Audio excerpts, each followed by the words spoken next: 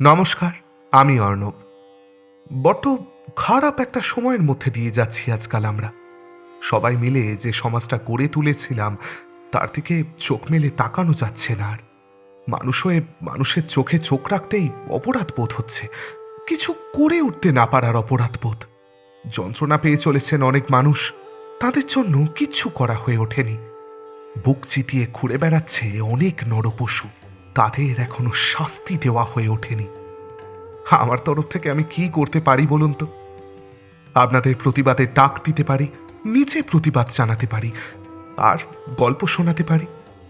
পুরনো অথচ খুব প্রাসঙ্গিক একটা গল্প, সমাজের লোক দেখানো রংচং মুছে ফেলে তার আসল বিধ্বস্ত রূপটা সবার সামনে তুলে ধরার গল্প। আসুন শুনে নেওয়া যাক আমার আজকের নিবেদন, শ্রদ্ধেয় কাঞ্চনমালা দেবীর লেখা বিজয়া।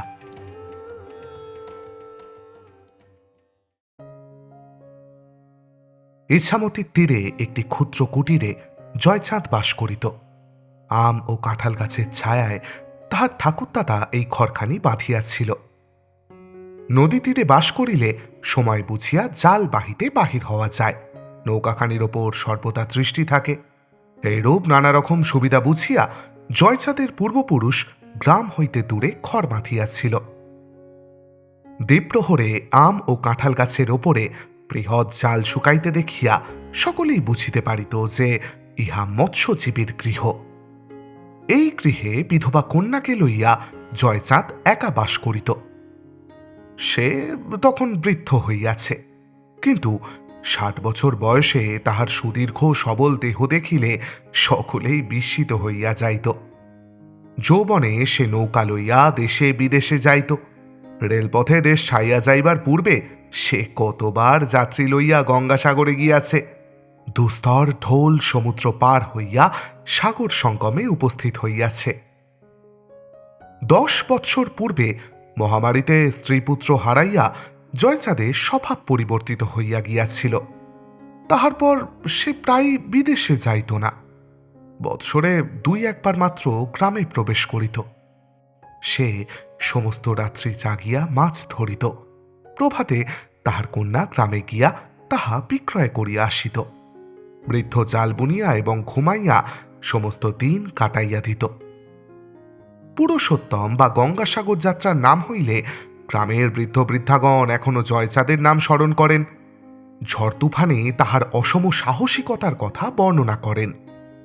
যাহারা রেলপথে বা স্টিমারে তীর্থে যাইত তাহারা আশ্চর্য হইয়া সেকালের পথের বিপদের কথা শুনিত। স্বজাতের রীতি অনুযায়ী জয়চাঁদ ৭ বৎসর বয়সের সময় কন্যার বিবাহ দিয়াছিল। তাহার জামাতার বয়স তখন ওই ৫০ বৎসর। কৈশোর অতিক্রম করিবার পূর্বেই বিজয়া বিধবা হইয়াছিল। বিবাহের পরে তাহাকে কখনো শ্বশুর গৃহে যাইতে হয় নাই, সে আজীবন পিতৃগৃহে বাস করিয়াছিল। বিজয়া সুন্দরী, কৈবর্তের গৃহে এই রূপ কেহ কখনো দেখে নাই। জয়চাঁদের গৃহে সত্য সত্যই কোময়ে প্রফুল্ল কমল প্রস্ফুটিত হইয়াছিল। সে যখন মাছের ডালা মাথায় করিয়া গ্রামের মধ্য দিয়া যাইত, গ্রামের যুবকগণ স্তব্ধ হইয়া তাহার দিকে চাহিয়া থাকিত। কিন্তু তাহার গম্ভীর স্বভাবের জন্য এবং পিতার ভয়ে কেহ কখনো তাহাকে কোনো অন্যায় কথা বলিতে সাহসী হয় নাই। কেহ কেহ বলিত, এতরূপ কৈবর্তের গৃহে সম্ভব নহে, জয়চাঁদ বোধহয় বিদেশে মেয়েটিকে কুড়াইয়া পাইয়াছিল। গ্রামে বড়ই ধুম, শারদা পূজার দিন উপস্থিত। যে সকল গ্রামে অনেকগুলো প্রতিমা হইয়া থাকে, সে সকল গ্রামের লোক পূজার ধুমধাম ভালো করিয়া বুঝিতে পারে না। কিন্তু যে সকল গ্রামে ২টি বা ১টির বেশি প্রতিমা আসে না, তাহারাই বাঙালির জাতীয় উৎসবের প্রকৃত আমোদ উপভোগ করিয়া থাকে। লাভপুর গ্রামে একখানি মাত্র পূজা হইয়া থাকে। গ্রামের জমিদার বংশ ব্যতীত আর কাহারও দুর্গাপূজা করিবার মতো অবস্থা নহে। সেই জন্যই গ্রাম শুদ্ধ লোক চৌধুরী বাড়ির পূজায় মাতিয়া যায়। পূজার কয়দিন দিনের বেলায় চৌধুরী বাড়ি ছাড়া অন্য কোনো অংশে প্রায় লোক দেখাই যায় না। কয়দিন বৃষ্টি না হয় বড়ই গরম পড়িয়াছে। বৃদ্ধ জয়চাঁদ আম গাছের ছায়ায় বসিয়া একখানা পেড়া চাল বুনিতেছে। বিজয়া ঘরের দাওয়ায় আঁচল পাতিয়া শুইয়া আছে। তৃতীয় প্রহরে রৌদ্রের তেজ বাড়িয়া উঠিয়াছে। বুড়া চাল বুনিতেছে আর মধ্যে মধ্যে আকাশের দিকে চাহিয়া দেখিতেছে। মাঝে মাঝে নীল আকাশে ছোট ছোট সাদা মেঘ দেখা যাইতেছে, কিন্তু অল্পক্ষণ পরেই তাহারা ভাসিয়া চলিয়া যাইতেছে। দূরে গ্রাম হইতে নহবতের শব্দ আসিতেছে। সময়ে সময়ে পূজাবাড়ির ঢাকঢোলের বাজনার শব্দ শোনা যাইতেছে। এমন সময় বাহিরে কি ডাকিল, জয়চাঁদ বাড়ি আছো? বুড়া ব্যস্ত হইয়া সুতা ফেলিয়া উঠিল। বাহিরে আসিয়া দেখিল একটি সুন্দর গৌরবর্ণ যুবক দাঁড়াইয়া আছে। বুড়া দেখিয়া ভূমিষ্ঠ হইয়া প্রণাম করিল। যুবকের বয়স আন্দাজ 17-18। বেশভূষা পল্লী গ্রামবাসীর ন্যায় নহে, দেখিলে কলিকাতার লোক বলিয়া বোধ হয়। কিন্তু যুবক সেই গ্রামেরই অধিবাসী, জমিদার বদনচন্দ্র চৌধুরীর একমাত্র পুত্র। তিনি কলিকাতায় থাকিয়া পড়াশোনা করেন, সেই জন্যই হাবভাব কলিকাতাবাসীর ন্যায় হইয়া গিয়াছে। বুড়া প্রণাম করিয়া হাত জোর করিয়া বলিল, হুকুম। যুবক হাসিয়া বলিল, জয়চাঁদ, বিজয়ার দিন একখানা বাছের নৌকা চাই। কলিকাতা হইতে আমার কয়েকজন বন্ধু আসিয়াছেন, তাহাদের বাজ খেলা দেখাইতে হইবে। বুড়া হাসিয়া উত্তর করিল, তাহার জন্য আর চিন্তা কি বাপু, আমি কালই ছিপ ঠিক করিয়া আসিব। আজ গেলে হতো না? না বাবু, আজকের দিনটা মাপ করুন। কাল সকালে আপনার বাড়ি 2 মণ মাছ দিতে হইবে। মাছ কম হইলে কর্তাবাবু পিঠের চামড়া রাখিবেন না। আচ্ছা, তবে তুমি কালই যেও। ছোটবাবু, এতদিন বাদে এলেন, আমার ভিটে একবার পায়ের ধুলো দেবেন না? যুবক ফিরিতেছিল, বৃদ্ধের অনুরোধে তাহার বাড়ির মধ্যে প্রবেশ করিল। বুড়া বাহির হইতে ডাকিয়া বলিল, বিজয়া, ছোটবাবু আসিয়াছেন, একখানা চৌকি বাহির করিয়া দে দেখি। বিজয়া শুইয়াছিল। পিতার কথা শুনিয়া তাড়াতাড়ি উঠিয়া ঘরের ভিতর গেল। একখানা ছোট জলচৌকি বাহির করিয়া উঠানে রাখিল এবং ভূমিষ্ঠ হইয়া যুবককে প্রণাম করিল। যুবক বসিল, জয়চাঁদও বসিল। এমন সময় বাহির হইতে বামা কণ্ঠস্বরে কে বলিয়া উঠিল, কিশোরী, অন্ধকারে কোথা গেলে বাবা? আমাদের যে জোঁকে খেয়ে ফেললে। কিশোরী হাসিয়া উঠিল, বলিল, জয়চাঁদ, আমি তবে আসি আজ। আমার বন্ধুরা সব কলিকাতার লোক, তাহারা বেশিক্ষণ ইজামতির ধারে বেড়াইলে মরিয়া যাইবে। বুড়া হাসিয়া বলিল, আহা, বাবুরা সুখী মানুষ, কষ্ট করা তো অভ্যেস নেই, তাঁরাও একটু বসুন না কেন? বিজয়া, আরো 2খানা চৌকি বাহির করিয়া দে দেখি। কিশোরী তখন বাড়ির দুয়ারে দাঁড়াইয়া চিৎকার করিয়া ডাকিল, ওহে সুরেন বাবু, একবার এদিকে এসো।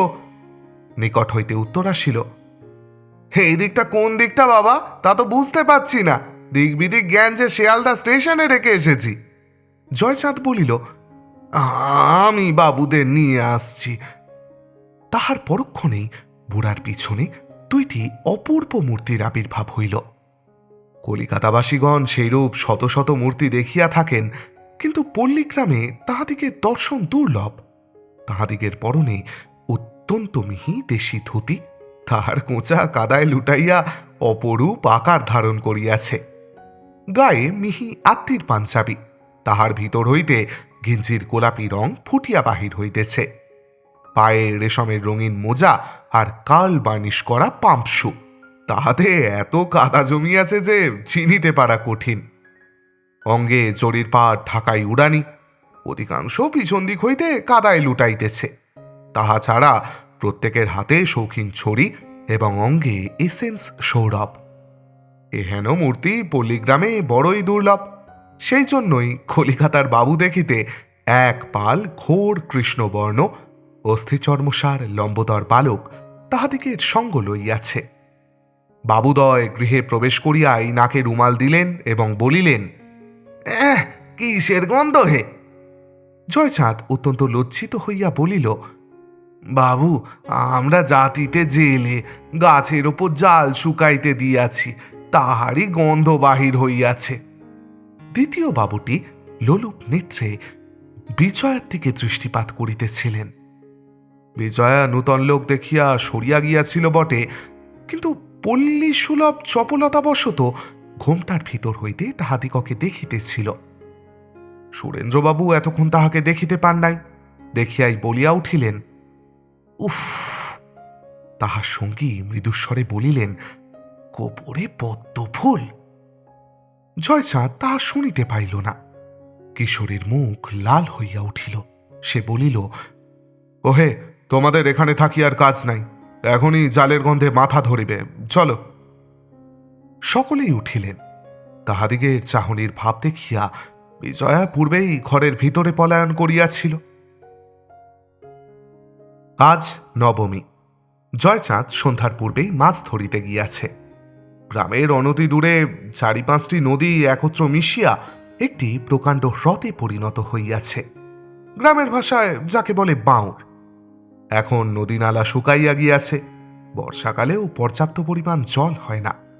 মৎস্যকুল তো নির্বংশ হইতে চলিয়াছে। সেই জন্যই অধিক মৎস্য প্রয়োজন হইলে ধীবরেরা বাঁওড়ে জাল ফেলিতে আসে।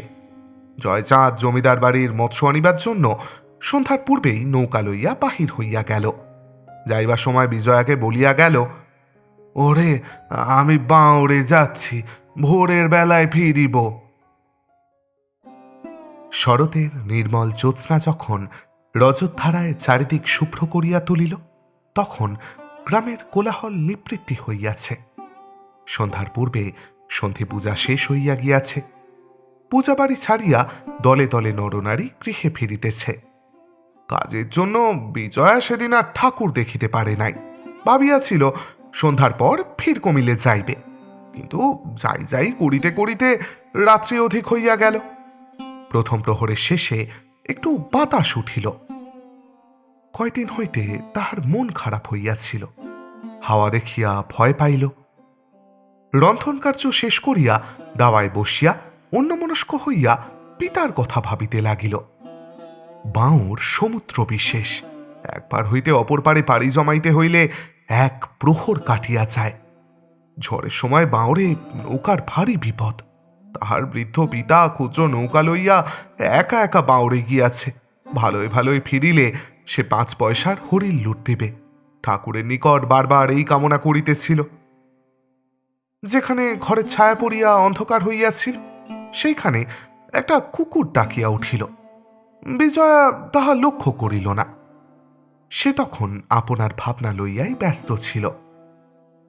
নিঃশব্দে 2 জন লোক দাওয়ার উপরে উঠিল। বিজয়া তাহাও দেখিতে পাইল না।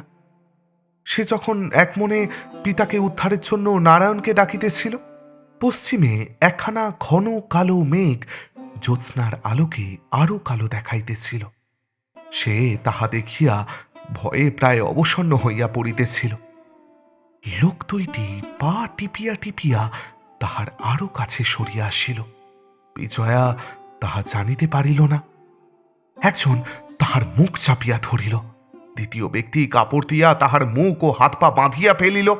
বিজয়া চিৎকার করিবার অবসরও পাইল না, যদিও চিৎকার করিলেও কোনো ফল হইত না। তাহাদিগের বাড়ির নিকটে জনমানবের বসতি ছিল না। গ্রাম সেখান হইতে অনেক দূরে। লোক 2টি তাকে কাঁধে করিয়া বাহির হইল। মেঘ তখন আকাশ ছাইয়া ফেলিয়াছিল, চাঁদ ঢাকিয়া গিয়াছিল, সুতরাং জ্যোৎস্নাও নিবিয়া গিয়াছিল। তথাপি তাহারা বিজয়াকে লইয়া পথ ছাড়িয়া বনপথে প্রবেশ করিল এবং আমকাঁঠাল গাছের ছায়ায় ছায়ায় গ্রামের বিপরীত দিকে চলিয়া গেল। হ্রদের প্রশান্ত বক্ষে ক্ষুদ্র ক্ষুদ্র বিচিমালা কৌমুদি লইয়া খেলা করিতেছিল। তখনও মেঘ দেখা দেয় নাই। ডিঙিতে বসিয়া জয়চাঁদ এক মনে তাহাই ভাবিতেছিল, আর মাঝে মাঝে দাঁড় বাহিয়া মৃদু গতিতে নৌকা চালাইতেছিল। পশ্চিমে ধীরে ধীরে যে মেঘখানা উঠিতেছিল তাহা সে লক্ষ্য করে নাই। বাতাস উঠিতে তাহার চৈতন্য হইল। অনেক কষ্টে প্রায় 50 টাকা সুতা খরচ করিয়া জয়চাঁদ একখানি বেড়া জাল বুনিয়াছিল। আজ সে সেইখানা লইয়া আসিয়াছে। প্যারা জাল লইয়া মাছ ধরা একজনের জন্য দুঃসাধ্য, কিন্তু তাহার জালখানা ছোট বলিয়া এবং লোকেরও অত্যন্ত অভাব বলিয়া সে একাই জাল লইয়া আসিয়াছিল। বাতাস কমিল না, বরং উত্তরোত্তর হাওয়ার জোর বাড়িতে লাগিল দেখিয়া বুড়া মনে মনে খুব বিরক্ত হইল। এমন সময় একটা দমকা বাতাস আসিয়া নৌকাখানাকে ঘুরাইয়া দিয়া গেল। বুড়া তখন ব্যস্ত হইয়া জাল গুটাইতে বসিল। দেখিতে দেখিতে মেঘ বাড়িয়া উঠিল, চারিদিক অন্ধকার হইয়া গেল, ফোঁটা ফোঁটা বৃষ্টি পড়িতে লাগিল। বৃদ্ধের নৌকা তখনও বাউরের মাঝখানে। তাহাতে জয়চাঁদ ভয় পায় নাই, জীবনে সে অনেক ঝড় দেখিয়াছে, ইহা অপেক্ষা ভীষণ ঝড় হইতে নৌকা মাচাইয়া সে আসিয়াছে। তাহার ভাবনা হইতেছিল জালখানার জন্য। সে ভাবিয়াছিল জালখানা কোনো রকমে তুলিতে পারিলে সে ডিঙি লইয়া তীরের মতো ছুটিয়া যাইবে এবং কোনো না কোনো নদীর মোহনায় আশ্রয় লইবে। কিন্তু তখন সে বৃদ্ধ হইয়াছে, তাহার দেহে আর তত বল কোথায়। জাল তুলিতে তুলিতে ভীষণ ঝড় উঠিল, নৌকা রক্ষা করাই কঠিন হইয়া উঠিল।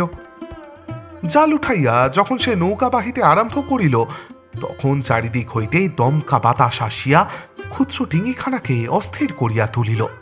ডিঙি আর বইটা মানিতে চাহে না।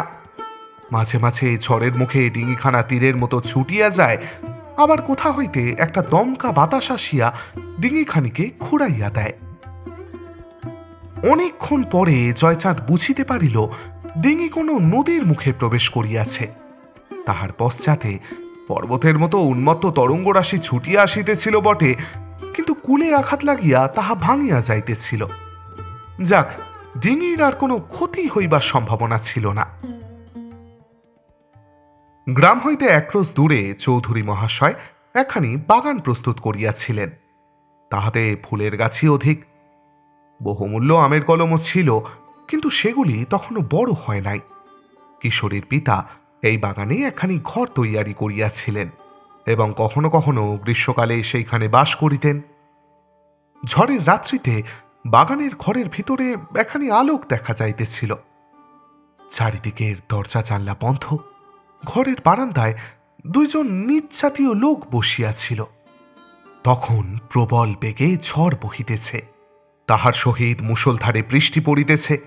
এমন ঝড় বাংলাদেশে অনেক দিন হয় নাই। ঘরের ভিতরে 4টি মানুষ ছিল, তাহাদিগের মধ্যে 3 জন পুরুষ এবং একজন স্ত্রীলোক। স্ত্রীলোকটি বিজয়া, তাহার হাত পা বাঁধা, কিন্তু মুখ খুলিয়া দেওয়া হইয়াছে। বিজয়া কোনো কথা কহিতেছে না, কেবল মুখ খুঁজিয়া কাঁদিতেছে।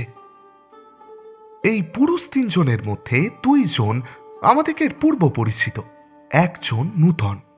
সে দুয়ারের নিকট বসিয়া তামাক সাজিতেছিল। কিশোরী চৌধুরী মহাশয়ের একমাত্র পুত্র। চৌধুরী মহাশয় বাল্যকালে কলিকাতায় পড়িতে আসিয়াছিলেন।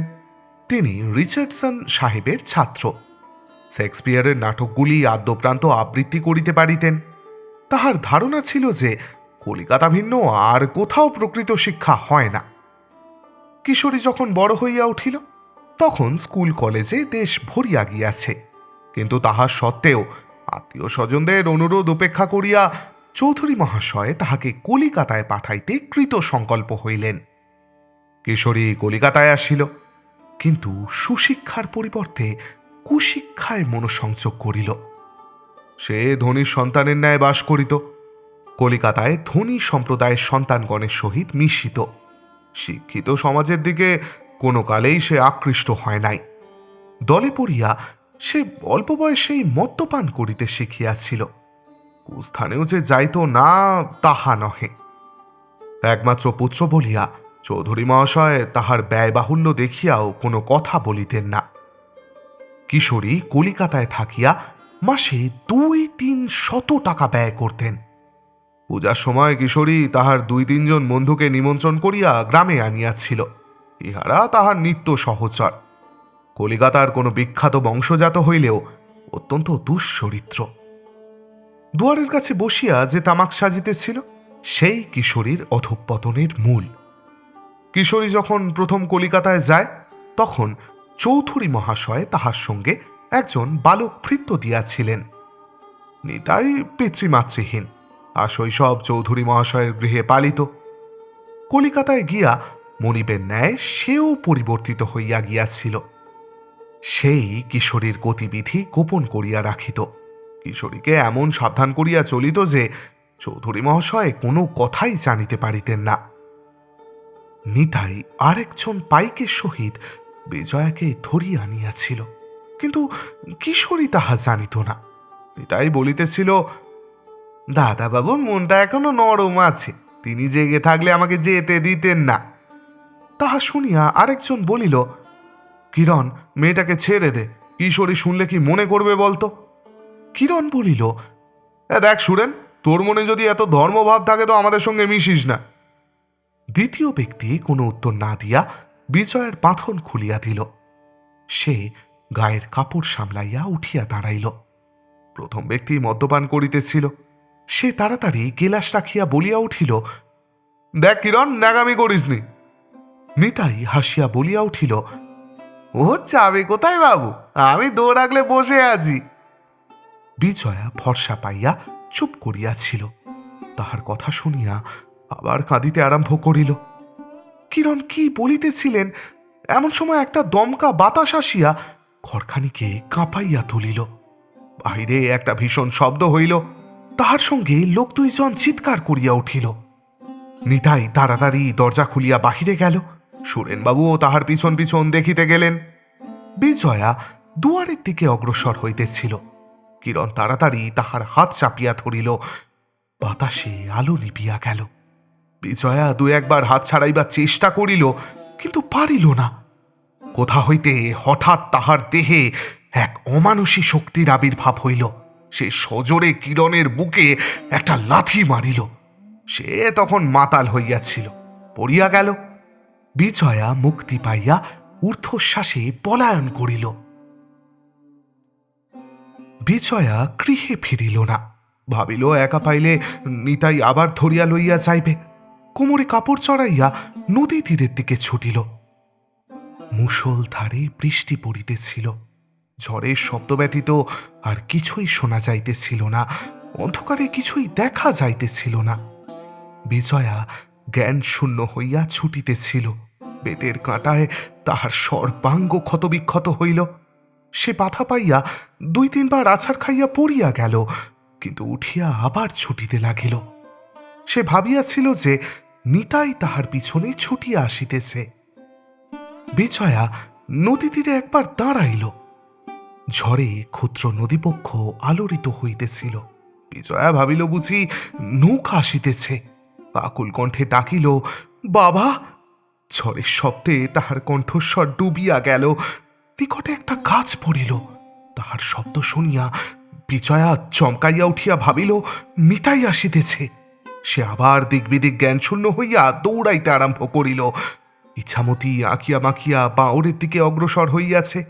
স্থানে স্থানে জল শুকাইয়া নদীগর্ভ বালুকা ক্ষেত্রে পরিণত হইয়াছে।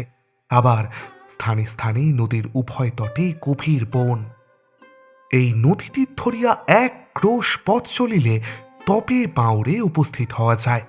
বিজয়া সেই পথেই ছুটিতেছিল। সে হঠাৎ স্তম্ভিত হইয়া দাঁড়াইল। দেখিল সম্মুখে বিশাল উর্মিরাশি ভীষণ বেগে তটভূমি আক্রমণ করিতে আসিতেছে। তাহাদিগের গভীর শব্দ ঝড়ের বিপুল গর্জন পর্যন্ত ডুবাইয়া দিতেছে। সম্মুখে বাঁওর। অকস্মাৎ তাহার মনে হইল যে তাহার পিতা নিশ্চয়ই বাঁওরের কোনো না কোনো স্থানে আছে। তখন তাহার মনে সাহস হইল। সে চিৎকার করিয়া ডাকিল, বাবা। তরঙ্গের পর তরঙ্গ প্রবল বাত্তার তাড়নে তীরে লাগিয়া ভাঙিয়া যাইতেছিল। প্রতিঘাতে প্রতি মুহূর্তে শত শত বজ্রনাদের সৃষ্টি হইতেছিল। তাহা ভেদ করিয়া উঠিবার শক্তি রমণীর কণ্ঠে নাই। বিজয়া আবার ডাকিল, বাবা। কিন্তু কে উত্তর দিবে? তরঙ্গের আঘাতে তীরের কি অদংশ ভাঙিয়া পড়িল। বিজয়া ভাবিল কে আসিতেছে। সে যেমন অগ্রসর হইতে যাইবে, অমনি কখন বিদীর্ণ হইয়া বজ্রশিখার উজ্জ্বল আলোকে চারিদিক উদ্ভাসিত হইয়া উঠিল। বিজয়া বিস্মিতা হইয়া দেখিল সম্মুখে একটা শ্বেতবর্ণ জন্তু দাঁড়াইয়া আছে। সে অনেক সহ্য করিয়াছিল, আর পারিল না। বজ্রশিখা নির্বাপিত হইবার পূর্বেই সে মূর্ছিত হইয়া পড়িয়া গেল। ভাগ্যচক্রের পরিবর্তন আশ্চর্য ও বিস্ময়কর। বিজয়া যেখানে মূর্ছিতা হইয়া পড়িল তাহার অনতি দূরে একটা কানা নদীর মোহনায় জয়চাঁদ ডিঙি লইয়া আশ্রয় লইয়াছিল। বহুকাল পূর্বে ইছামতি নদী সেই খাদে প্রবাহিত হইত। নদীর গতি এমন পরিবর্তিত হওয়ায় তাহা পিলে পরিণত হইয়াছে। সেই জন্য লোকে পুরাতন খাদকে কানা নদী বলিত। বিজয়া বাঁওড়ের তীরে যেখানে দাঁড়াইয়াছিল তাহার এক পার্শ্বে ইছামতি আর অপর পার্শ্বে কানা নদী। বিজয়া যখন তীরে দাঁড়াইয়া তাহার পিতাকে ডাকিতেছিল তখন জয়চাঁদ ডিঙিতে বসিয়া ভিজিতেছিল। অকস্মাৎ তাহার মনে হইল বিজয়া যেন তাহাকে ডাকিতেছে। জয়চাঁদ উঠিয়া দাঁড়াইল। তাহার মনে হইল বিজয় যেন আবার তাকে ডাকিল না। সে স্পষ্ট শুনিতে পাইল যে কে বাবা বলিয়া ডাকিতেছে, কিন্তু ক্ষীণ অস্পষ্ট কণ্ঠস্বর বজ্র নির্ঘোষে মিলাইয়া গেল। জয়চাঁদ মনে মনে হাসিল, ভাবিল তাহাকে সমনের গ্রাস হইতে পালাইতে দেখিয়া প্রেত শনি সমূহ প্রলোভন দেখাইতেছে। তাহাকে কোনো মতে আবার বাত্তা বিক্ষুব্ধ উন্মত্ত বীচিমালার মধ্যে লইয়া যাইতে চাহে। তরঙ্গাঘাতে তাহার ক্ষুদ্র নৌকাখানি তটভূমিতে নিক্ষেপ করিয়া খণ্ড বিখণ্ড করিতে চাহে। বদ্ধমূল সংস্কার অনুসারে বৃদ্ধ রাম নাম স্মরণ করিতে লাগিল। শেষ রাত্রিতে ঝড় কমিয়া আসিতে লাগিল। বৃদ্ধ কানা নদী হইতে বাহির হইয়া ইছামতিতে পড়িল। ধীরে ধীরে নৌকা বাহিয়া গ্রামের অভিমুখে চলিল। বহু কষ্টে নৌকাখানিকে তীরে টানিয়া জয়চাঁদ গৃহে তুলিল। দুয়ারে দাঁড়াইয়া কন্যার নাম ধরিয়া ডাকিল, কিন্তু কেহই উত্তর দিল না দেখিয়া আশঙ্কায় বৃদ্ধের হৃদয়ে কাঁপিয়া উঠিল। দুয়ারে হাতিয়া দেখিল দুয়ার খোলা। বৃদ্ধ গৃহে প্রবেশ করিয়া দুই তিনবার কন্যার নাম ধরিয়া ডাকিল, কিন্তু কেহ উত্তর দিল না। দেখিয়া বৃদ্ধ চকমকি ঠকিয়া আগুন বাহির করিল। তাহার পর প্রদীপ জ্বালিয়া গৃহের চারিদিকে অনুসন্ধান করিতে লাগিল। খুঁজিতে খুঁজিতে হঠাৎ তাহার কি মনে হইল সে কাপড় ছাড়িল। ঘরের চাল হইতে একখানা দীর্ঘ ছোড়া বাহির করিল। তাহা কাপড়ের মধ্যে লুকাইয়া ঘর হইতে বাহির হইয়া গেল। পূজাবাড়ি নিস্তব্ধ। পরিশ্রান্ত হইয়া যে যেখানে স্থান পাইয়াছে সে সেইখানেই শয়ন করিয়াছে। ঝড়ে আলোগুলো নিবিয়া গিয়াছে। তখনও বাতাস বহিতেছে, ফোঁটা ফোঁটা বৃষ্টি পড়িতেছে। ঘন অন্ধকার জমাট বাঁধিয়া আছে। দুয়ারে কেহই নাই। পূজার দালানে কতগুলো কুকুর আশ্রয় লইয়াছে। একজন লোক কাপড় মুড়ি দিয়া ধীরে ধীরে পূজা বাড়িতে প্রবেশ করিল। তাহাকে কেহই দেখিতে পাইল না। লোকটি সদর দরজা পার হইয়া গেল, বৈঠকখানার ভিতর প্রবেশ করিল। বারান্দায় কেহই ছিল না। বৃষ্টির ভয়ে ঘরে আশ্রয় লইয়াছিল। লোকটি একটি একটি করে সকল ঘরে প্রবেশ করিল, আবার বাহির হইয়া আসিল। তাহার পরে বৈঠকখানা পরিত্যাগ করিয়া অন্তরের দিকে চলিল। পূজার দালানের সংলগ্ন একটি ঘরে কিশোরী বসিত। লোকটি সেই ঘরে প্রবেশ করিল। দেখিল বিছানার উপর কে একজন শুইয়া আছে, আর ঘরের কোণে মিটমিট করিয়া একটা হ্যারিকেন চলিতেছে। সে ব্যক্তি আলোটি উঠাইয়া লইয়া নিদ্রিতের মুখের নিকট ধরিল। সে বিরক্ত হইয়া বলিয়া উঠিল, এত ভোরে আমি উঠিতে পারিব না। এই বলিয়া সে পাশ ফিরিয়া শুইল। সে ব্যক্তি কিশোরী। নবাগত ব্যক্তি গায়ের কাপড় খুলিয়া কোমরে বাঁধিল। তাহার পর ছোড়াখানি হাতে লইয়া ফিরিয়া গেল। তারপর কিশোরীর ঘাড় ধরিয়া জোরে একটা ধাক্কা দিল। সে তাড়াতাড়ি উঠিয়া বসিল। দেখিল সম্মুখে জয়চাঁদ। তাহার মূর্তি দেখিয়া কিশোরীর ঘুমের ঘোর ছুটিয়া পলাইল। সে স্তম্ভিত হইয়া বৃদ্ধের মুখের দিকে চাহিয়া রহিল। বৃদ্ধ জিজ্ঞাসা করিল, ছোট বাবু, বিজয়া কোথায়? কিশোরী বিস্মিত হইয়া বলিল, বিজয়া বিজয়া আবার কোথায়? বৃদ্ধ উত্তেজিত হইয়া বলিল, বিজয়া কোথায় তা তুমি জানো ছোট বাবু, বিজয়া কোথায়? কিশোরী বিরক্ত হইয়া উত্তর করিল, আরে তা আমি কি করে জানব? জয়চাঁদ বলিল, জানো না? কিশোরী উত্তর করিল, না। তাহার মুখের কথা শেষ হইবার পূর্বেই বৃদ্ধ ক্ষুধিত ব্যাঘ্রের ন্যায় লম্ফ দিয়া তাহার উপরে পড়িল। সুদীর্ঘ ছুরিকা তাহার দেহ ভেদ করিয়া পিঠের দিকে বাহির হইয়া পড়িল। কিশোরীর দেহ শয্যায় লুটাইয়া পড়িল। জয়চাঁদ ছোড়াখানা বাহির করিয়া লইয়া ঘরের বাহিরে আসিল। বৃদ্ধ বদন চৌধুরী অতি প্রত্যুষে শয্যা ত্যাগ করিতেন। দশমীর দিনে ঝড় জলে লোকে উঠিবে না ভাবিয়া স্বয়ং তাহাদিগকে জাগাইতে আসিয়াছিলেন। জয়চাঁদ যখন কিশোরীকে হত্যা করিয়া গৃহের বাহিরে আসিতেছে, ঠিক সেই মুহূর্তে তিনি উঠানে পা দিয়াছেন।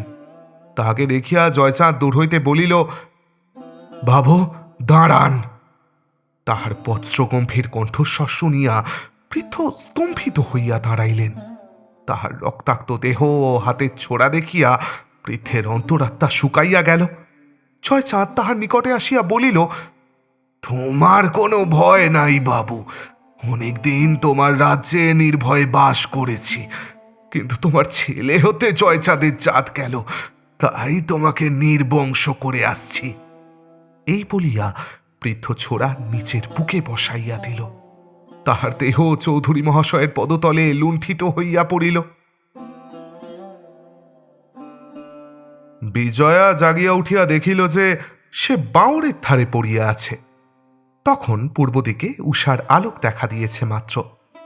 সে গৃহে ফিরিল, দেখিল পিতার পরিত্যক্ত বস্ত্র পড়িয়া আছে, পুরাতন ছোড়াখানির খাপখানি পড়িয়া আছে। বিজয়া সেই অবস্থাতেই বাহির হইল। তখন পথে দু একজন লোক চলিতে আরম্ভ করিয়াছে। একজন লোক তাহার দিকে অঙ্গুলি নির্দেশ করিয়া কি বলিল সে তাহা ঠিক শুনিতে পাইল না। গ্রামে প্রবেশ করিয়া শুনিল চৌধুরী বাড়ির দিকে গোলমাল হইতেছে। সে ঊর্ধ্বশ্বাসে সেই দিকে ছুটিল, দেখিল উঠানে তাহার পিতার দেহ পড়িয়া আছে। অনেক লোক দাঁড়াইয়াছিল, সে তাহা দেখিতে পাইল না। চিৎকার করিয়া বলিয়া উঠিল, বাবা আমি জাত খোয়াইনি। এই বলিয়া বিজয়া পিতার মৃতদেহের ওপর ঝাঁপ দিয়া পড়িল, আর উঠিল না। সুদীর্ঘ ছুরিকা জয়চাঁদের দেহ ভেদ করিয়াও প্রায় অর্ধ হস্ত বাহির হইয়াছিল। পতন মাত্র তাহা অনাথার হৃৎপিণ্ড বিদ্ধ করিল। দশমীর প্রভাতে সানাই বিনাইয়া বিনাইয়া কাঁদিতে কাঁদিতে কাহিতে আরম্ভ করিল, গমন সময়ে উমা আয় মা একবার কোলে করি, আবার কবে দেখা হবে, কি জানি বাঁচি কি মরি।